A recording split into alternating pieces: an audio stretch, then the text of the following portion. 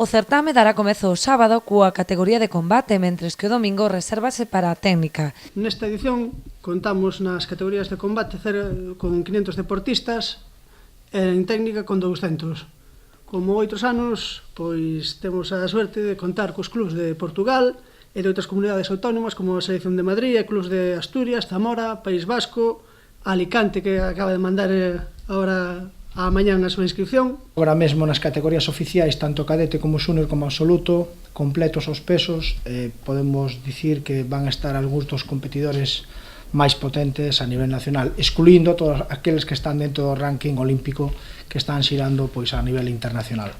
Durante o acto de presentación do certame, o alcalde anunciou tamén a posta en marcha das escolas deportivas para adultos a partir deste mes. A colaboración entre o Concello e o Club Natural Sport permitiu ampliar o número de modalidades ofertadas a prezos públicos. Ten 6 especialidades, o que é a de bike, que xa se está celebrando no que é en Palmeira, no polideportivo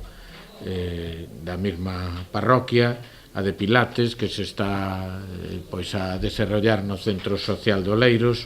o tenis, que se celebra en outra das parroquias, en concreto a de Olveira no polideportivo de Sirves, e o pádel no que é o Centro de Raquetas Santa Uxía. Destaca a creación dunha escola de taekwondo dirixida a persoas con diversidade funcional, dirixida polo laureado deportista ribeirense Álex Vidal. Eles terán ao seu lado, que será ao lado de punxes, como contou Juan Luis, que non é a miña especialidade, porque eu non teño diversidade funcional, entón o meu vai máis encarado a tema de combate,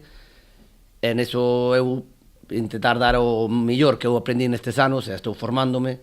sobre a outras persoas e que teñan a mesma calidade de vida que gracias ao deporte puden acadar eu.